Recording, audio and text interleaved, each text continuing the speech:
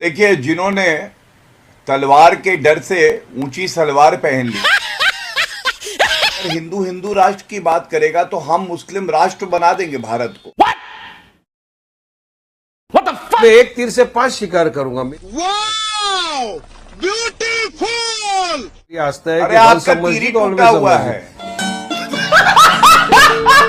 1941 में 59% जहां हिंदू था, वर्तमान की स्थिति है कि 22% है। और आन बान शान स्वाभिमान की धनी रही, कतरा कतरा रोआ रोहा खून में सनी रही, तन हुए थे खाक फिर भी खाकियां तनी रही। इस डिबेट में वारिश पठान और शेख रशीदी ज्यादा उछल रहे थे, तो गौरव भाटिया जी और स्वामी दीवांकर ने अच्छी तरह सही गलत में फर्क समझा दिया। तो चलिए सुनते हैं इस डिबेट को। उससे पहले इस वीडियो को लाइक और चैनल को सब्सक्राइब करना ना भूलें।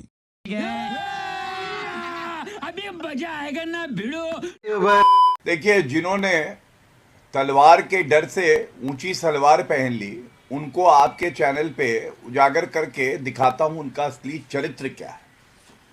साजिद रशीदी का ये ट्वीट है। अभी ये कह रहे थे डराया किसने हिंदुओं को, वहां पे तो पूजा हो रही थी। अरे वहां का पुजारी कह रहा था कि पलायन करना पड़ा क्योंकि धमकाया गया और हमें छोड़ के जाना पड़ा। और साजिद रशीदी ने कहा है, अगर हिंदू आपका ट्वीट है 16 मार्च 2017 का। यह है साजिद रशीदी जो कहते हैं अगर हिंदू हिंदू राष्ट्र की बात करेगा तो हम मुस्लिम राष्ट्र बना देंगे भारत को।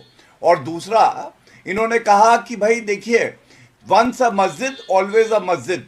सर्वोच्च न्यायालय का फैसला आया तो क्या हुआ, राम मंदिर नहीं वहां बाबरी मस्जिद है। ये इनका ट्वीट है।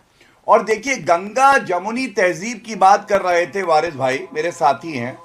मैं दिखाता हूं इनकी गंगा जमुनी तहजीब क्या है। जिनके नाम में लगा है मुस्लिमीन, वो बजा रहे हैं सेक्युलरिज्म की बीन। अरे ये असदुद्दीन ओवैसी, इनके तो सर्वोच्च नेता है। क्या ट्वीट करते हैं हमीश भाई, वो कहते हैं ये हमेशा मस्जिद ही रहेगी जी। अरे प्लेसेस ऑफ वर्शिप एक्ट का तो पालन होगा, लेकिन सर्वोच्च न्यायालय के फैसले का नहीं होगा। हमीश भाई वकील है वारिस भाई। ठीक है, आपने एक तीर से 2 शिकार करे हैं और एक तीर से साजिद 5 रशीदी का नाम लिया है। वारिस पठान पहले आप 30 सेकंड। मैं एक तीर से 5 शिकार करूंगा। मेरी आस्था भी है ना, मेरी भी मान्यता है, मेरी आस्था है कि आपका तीर ही टूटा हुआ है। एक बार जहाँ मस्जिद थी ता कयामत तक मस्जिद रहेगी। इसीलिए हम बोल रहे हैं कि हमने हमारी एक बाबरी मस्जिद खो दिया, धोखे से आपने उसको शहीद कर दिया। हम दूसरी मस्जिद नहीं खोएंगे, लड़ेंगे, संविधान के दायरे में रहकर सुप्रीम कोर्ट तक जाएंगे, अपनी पार्ट लड़ते रहेंगे। अब सवाल तो बनता है ना, अगर यही चलता रहा तो कहां जाएगा? फिर तो आ जाएगा बहुत लोग, हमारे मंदिर का क्या, फिर आएंगे जेल लोग, हमारे मंदिर का क्या। तो क्या पूरे देश में गौरव भाटिया सब कुछ छोड़ के खुदाई शुरू करेंगे? अब कौन बात करेगा ईसीआई की, कौन बात करेगा अडानी जी की, ईवीएम की, देश में जो बढ़ता हुआ बेरोजगारी की, सारी बात से ध्यान भटका के 2 दिन से चैनल लग गया है संबल के ऊपर। अरे कभी उस मुद्दे के ऊपर ध्यान दो जिससे देश को आगे लेकर जाना है। नहीं ईवीएम की आपने बात करी, ईवीएम पे ओमर अब्दुल्ला और अभिषेक बनर्जी ने बोला है, उन्हें बोला ईवीएम तो दुरुस्त है, बाकी चीजें दुरुस्त करिए। ईवीएम पे बोला है उन्होंने। Okay, Gaurav Bhatia 10 second. CI पे बोला है, अडानी जी पे बोला है, ईवीएम पे बोला है, बढ़ती महंगाई पे बोला है, तमाम मुद्दों से नहीं, सारे मुद्दे जरूरी है। स्वामी दीवांकर चैनलों को लगा दिया काम पे, संबल पे जाके डिबेट। ये ध्यान भटकाने के लिए पूरा खेल खेला जा रहा है स्वामी दीवांकर, देन अमीक जमाई। स्वामी दीवांकर, अमीश भाई, देश को आगे लेकर जाना है। Okay, all audios down. Swami Diwankar 30 second. एक छोटी सी बात आपसे कहना चाह रहा हूं कि 1941 में 59% जहां हिंदू था, वर्तमान की स्थिति है कि 22% है और 76% वहां पर मुस्लिम समाज है।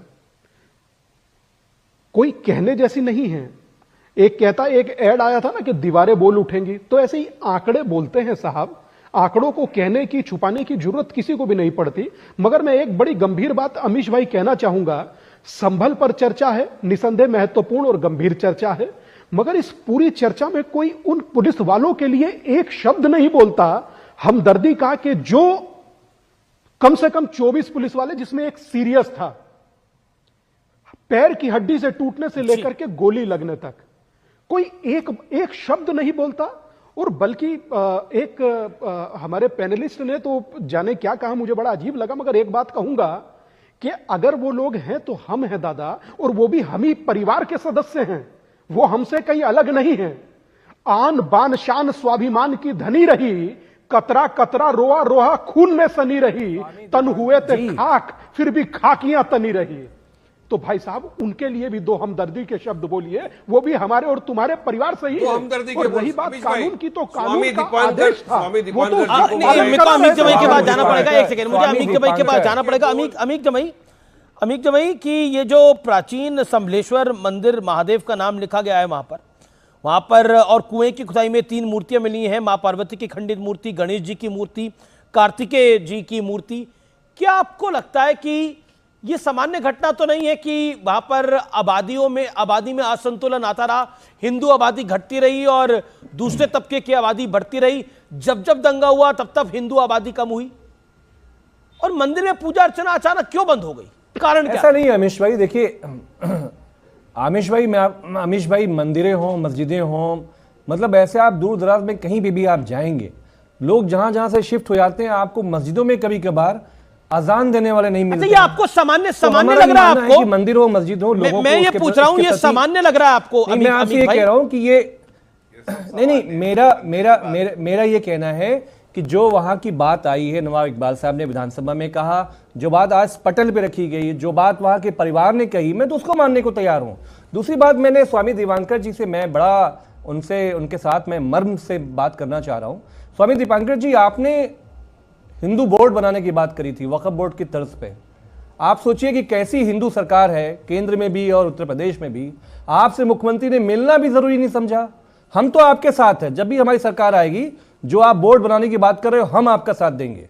लेकिन यह बताओ कि जब उत्तर प्रदेश में यही पुलिस ब्राह्मणों का इनकाउंटर करती है, कोई एक ट्वीट है आपके पास?